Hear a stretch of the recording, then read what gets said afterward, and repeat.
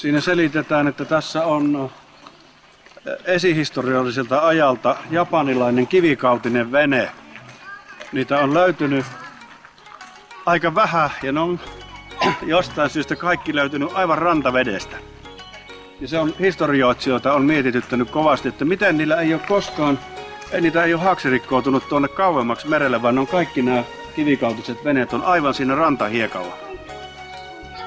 Se on arvoitus.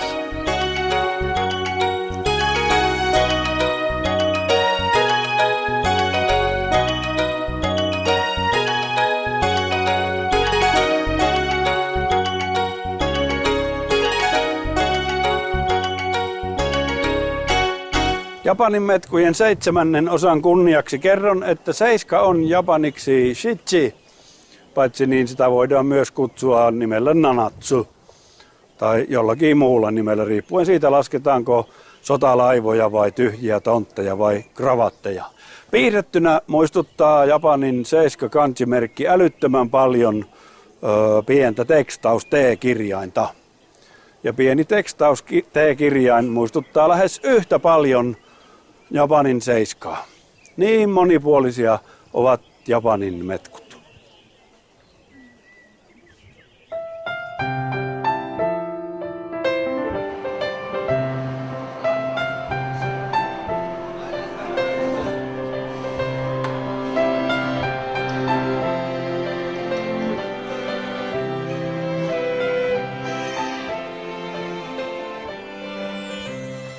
Koti-ikävää vastaava sana englannin kielessä on homesick ja japaniksi koti-ikävä on homosikku.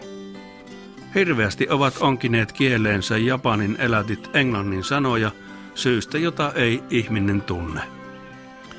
Alkuperäinen sana koti on japaniksi kuitenkin ie eikä hoomu. Siihen on panneet rajan japanilaiset kielen kopioinnissaan.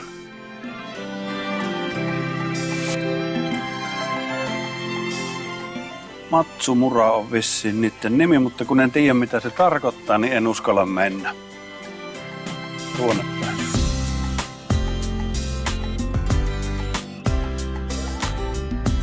Ketähän täällä assuupi? Sakai. Viinakaivo on tämän perheen sukunimi. Täytyypä tutkia tätä taloa vähän, että minkälainen konttuuri se on.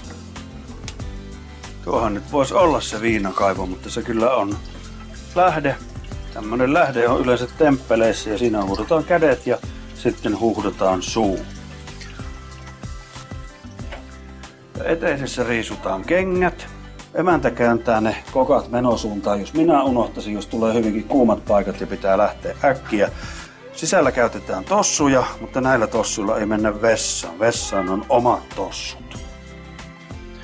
Japanilaiset talot saattavat olla aika vilpoisia, että siinäkin mielessä tämmöiset töppöset on oikein hyvä keksintö. Sitten toinen ominaisuus, joka liittyy japanilaiseen asumiseen, on se, että tämä ilmanala on hirmuisen otollinen homeelle. 2000 vuotta japanilaiset ovat taistelleet hometta vastaan. Ja japanilaiset talot on rustattu semmoiseksi, että ne olisi helppo saada kuivaksi. Saapi ovea ja fönsteriä auki ja jopa sänky on semmoinen, että sen saapi kelattua koko ja vietyä aurinkoon kuivamaan sen futonin. Jaha, tyttöjen päivä on ajankohtainen. Siinä on tyttöjen päivän nuket ovat ottamassa vastaan vieraita ja kotiväkeä. Vessan lisäksi japanilainen huone on toinen paikka, jonne ei mennä tossuilla. Tatamihuoneen lattia on yllätys tehty kaislatatamista. Ennen vanhaahan tämmöisiä olivat kaikki huoneet japanilaisessa talossa, mutta nykyään näitä japanilaisia huoneita tehdään taloon yksi tai sitten ei tehdä ollenkaan, vaan talo saattaa olla aivan länsimaalainen täällä Japanissakin. Tavallinen perinteinen japanilainen koti siis, mikä oli ainakin minulle yllätys. Alkovi on japanilaisessa huoneessa aina ja siinä on usein ikebana-asetelma. Japanilaiseen kotiin kuuluu aina kotialttari, jossa edes menneitä sukupolvia muistetaan. Heille tulee ikään kuin oma talo, jonne tulee sitten muistolaatat ja buddhalainen nimi, jonka he saavat sitten kuoleman jälkeen. Eli tämä on japanilaista nykyaikaista perinnekäsityötä. Puusta tehty ja lakasta ja sen semmoisesta. Ennen vanhaa huusholleissa oli tämmönen hiilivalkea. Tämä paikka tässä nyt on vaan enemmänkin teeseremonia harrastuksen peruja, mutta hyvä rautapottu on tässä kyllä. Lujaa tekoa. Tuolla tappaa vaikka hirven, kun komauttaa päähän. Siihen tölläs. Oleskelutilat ne ei sitten niin hirmuisesti poikkea suomalaisesta. Lipasto on hieno, ei ole kuitenkaan kirjahylly, vaikka japanilaiset ovat ehkä eniten maailmassa lukevat. Sohva, jolle kuuluu nykyään muumityynyt, koska ne ovat Japanissa äärimmäisen suositut. 10 pisteen kysymys, kuka löytää tästä oksan? En minä ainakaan. Sitä en tiedä, millä tekniikalla tämä on tehty, mutta ihanan näköinen on. Ja sen tiedän, että minulta tämä ei olisi onnistunut ainakaan tässä elämässä. Sitten jos nyt on ovela, niin kun emäntä kantaa lautasta pöytään, niin silloin kun menee lähelle, niin yleensä matkamiehelle jotakin aina selviää. Muuten voitaisiin olla suomalaisessa ruokasalissa, mutta kun ei olla. Suomalaisesta kodista japanilainen eroaa muun muassa siinä, että useimmiten japanilaisessa keittiössä ei ole uunia. Ja toisaalta suomalaisessa keittiössä harvoin on erillinen riisinkeitin, eikä suomalaiseen keittiöön tavallisesti kuulu semmoista riisikaappia, joka itse mittaa riisin määrän. Nähtävästi riisikaappi mittaa hyvin, koskapa liikalihavia japanilaisia ei juurikaan näe. Soiroja ovat japanilaiset kuin Tsurusen pyssy.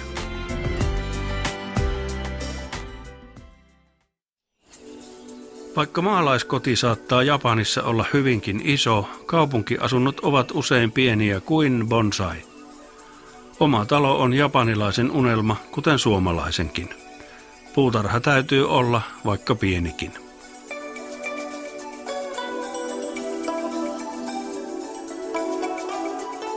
Sakura no hana desu. Hirsikan kukka on tuo kukka. Ja tämä on japanilainen kylppäri. Aika lailla niin kuin suomalainen, että normaalit pesukamat on siinä ensin. Mutta sitten kun tullaan kylpyhuoneen puolelle, niin japanilainen kylpy ei ole peseytymistä varten. Peseytymistä varten on suihku ja kylpy on taas rentoutumista varten. Vesi on lämpöstä, kuumaa jopa, ja vettä ei vaihdeta kylpiöiden välillä, koska on ensin huolellisesti peseydytty suihkussa. Amme on hiukan erilainen, se on tommonen pieni ja syvä, niin kuin naisen mieli. Ja tämmönen tapaus.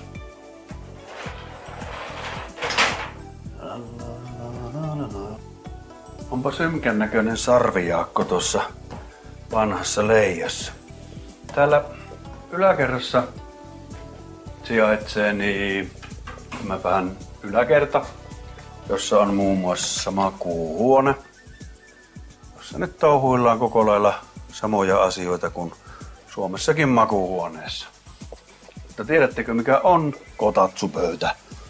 Se on semmoinen pöytä, jonka alla on lämmitin, sähkölämmitin tässä.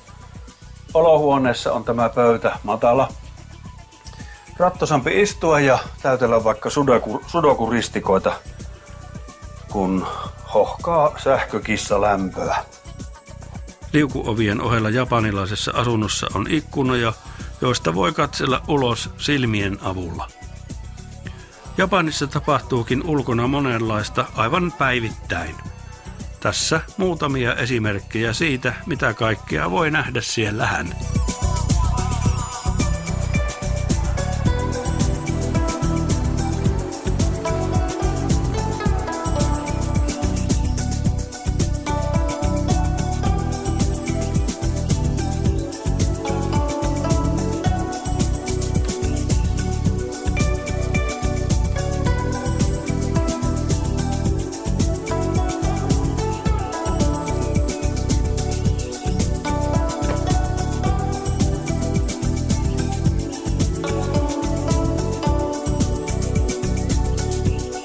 Semmoinen oli japanilainen koti.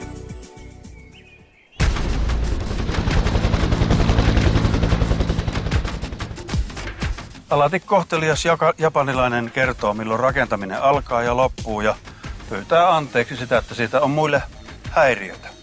Ja tuossa nurkassa, johon tehdään huonetta, jos ei ole minkäänmoista uksea eikä oven tynkää, niin se on ilmeisesti sitten Anopille vierailuhuone.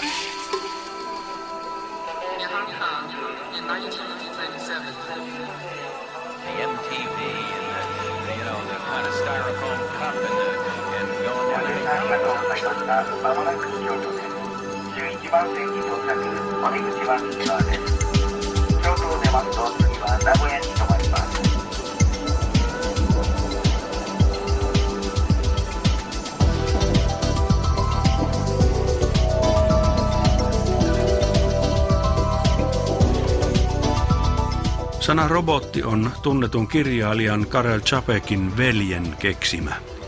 Tsekkiläisen kirjailijan veli Josef Čapek, joka itse oli niin kubistimaalari kuin kirjailijakin, hän muodosti robottisanan 1920-luvulla sanasta robota, joka tsekin kielessä tarkoittaa työtä.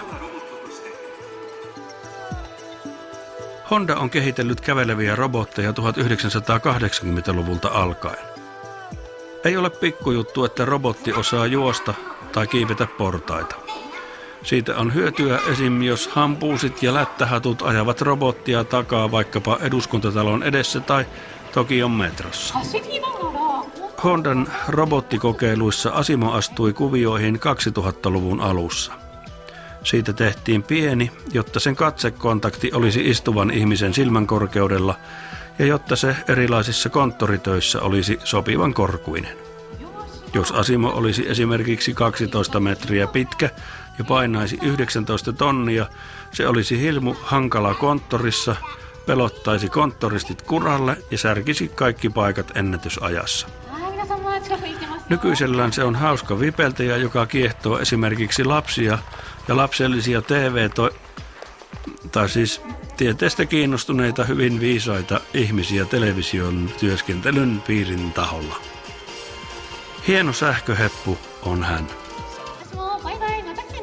Kyllä pitäisi suomalaistenkin väsätä robotteja minusta.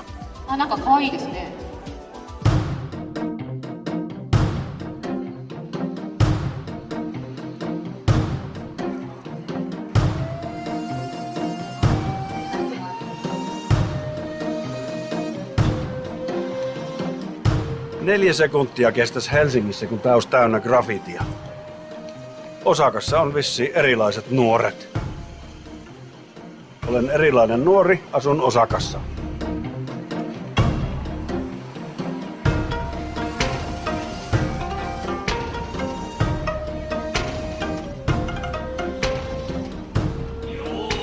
Japanin sapuskat ovat ällistyksen aihe monelle tähän maahan joutuneelle ihmispoloiselle.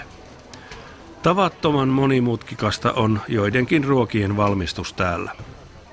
Esimerkiksi kala saatetaan sekä keittää että savustaa ja vielä kuivata kivikovaksi ja sitten vielä jauhaa höylänlastun ohuiksi siekaleiksi tai nöftäksi, jota perheen emäntä käyttää sitten liemen pohjana.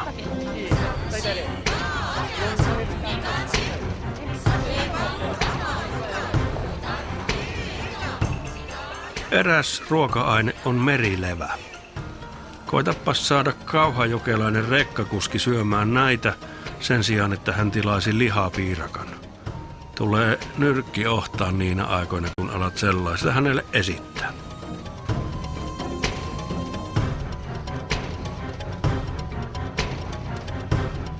Japanilaiset syövät ihan pokkana mitä erilaisimpia nitvakkeita, nilhiakkeita, nulhiakkeita, nitjakkeita, ötkiä, piplakkeita, paahtioita, pähtiöitä, röhnää, ruohlakkeita, rytmäkkeitä, rääpiöitä, rylspäkkeitä, raasioita, ryyteitä, rönspiöitä ja ryönhmäkkeitä.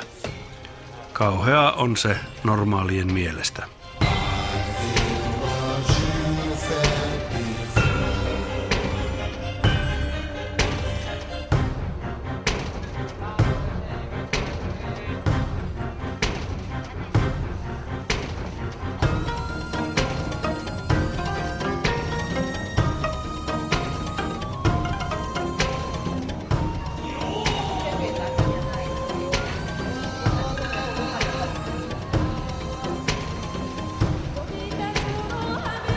Eräiden allekirjoittaneiden toimittajien mieltä järkyttävien ruokien vastapainoksi japanilaisilla onneksi on kauniita ja mielenkiintoisen näköisiä astioita.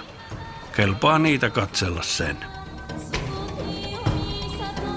Siinä on 560 euron teekannu ja asetti sille. Tuohon voi laittaa nameja. Kaiken kaikkiaan on todettava. Erikoiset eväät ovat Japanin eväät. Ei jänishousuille olenneet.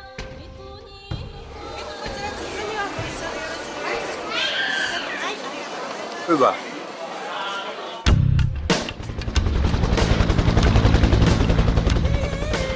Karuselli on englanniksi merry-go-round, eli kirjaimellisesti käännettynä iloisesti käy ympäri. Hiukan samanlainen kotkotus on japanilainen autoparkki. Piilit piilevät lootissa, jotka pyörivät vuorollaan uloskäynnin luon näkyviin kuin revolverin kuulot piipun kohdalle, niin että auton voi ajaa ulos.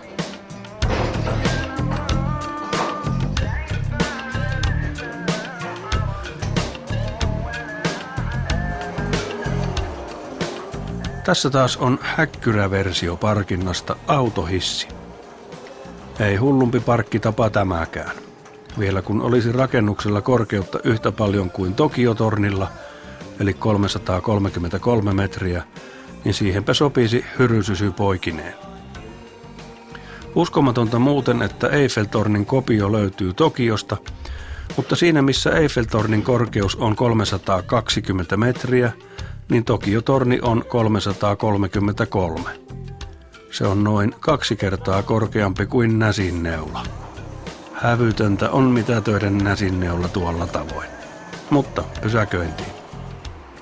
Tässä on taas yhdenlainen autoparkki.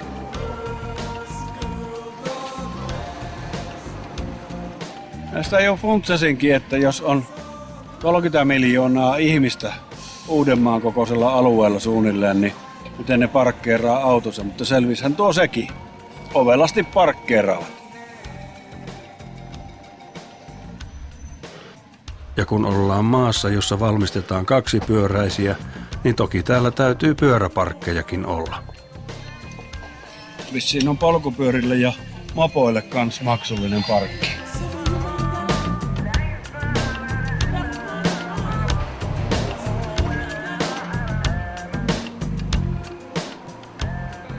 Kätevää kuin tasapainoaisti.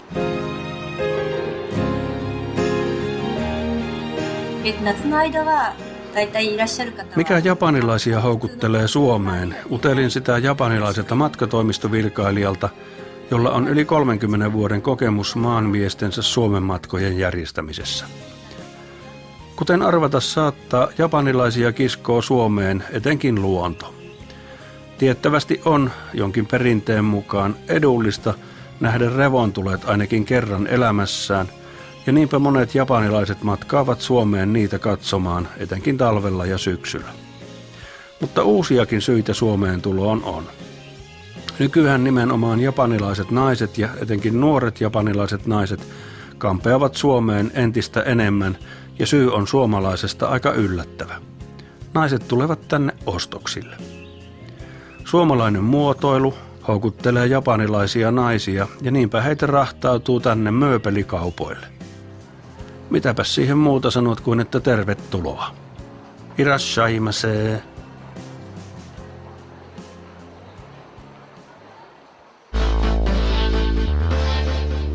Jos on Japanissa koirille partureita, valokuvaamoita ja vaate- ja lelukauppoja, niin onpa niitä sentään lelukauppoja lapsillekin. Katsotaanpa millaisia ovat Japanin lelut.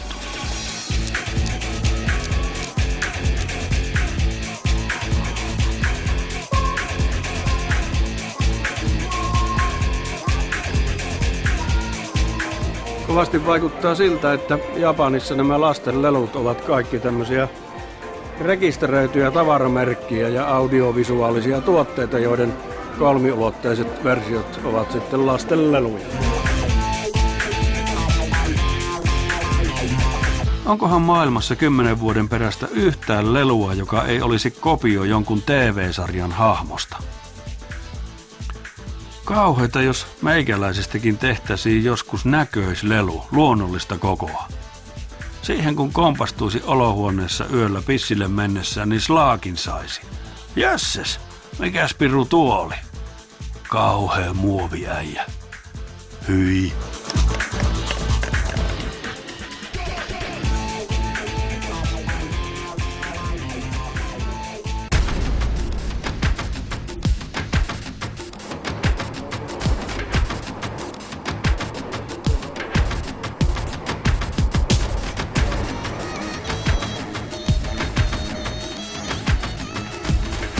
Katsotaanpas mitä myypi Assan kioski Japanissa.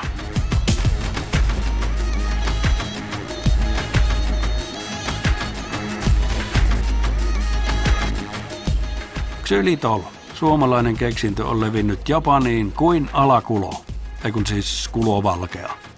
Hienoa, että suomalainen vienti pelaa. Tosin Helsingin lentokentän myymälästä en supisuomalaisia suosikkipastellejani saa ostaa Xylitoli-versiona, koska nähtävästi pastillifirma ei usko Xylitolin vientipotentiaaliin. Mutta jokunen muu Xylitoli-tuote on näköjään ylittänyt vientikynnyksen ja valtamerenkin. Hyvä! Japani on mielenkiintoinen maa muun muassa ristiriitaisuuksiensa vuoksi. Esimerkiksi tupakka on siellä kovin suosittu tuote. Valtio tukee tupakan valmistusta monin tavoin ja omistaa vielä leijonan osan suuresta tupakkayhtiöstäkin. Mutta toisaalta sätkäänsä saa joskus kärryttää ulkonakin vain erityisessä tupakkapaikassa, ja tupakoitsijoita vielä varoitetaan, että ruuhkassa kulkiessa aikuisen kädessä oleva savuke on vaarallisesti juuri lapsen silmän korkeudella. Tässä tupakoitsijoiden paratiisiksi kutsutussa maassa viimeinen ministeriö, joka hankki rakennuksiinsa erityiset tupakointitilat, oli kuulemma terveysministeriö.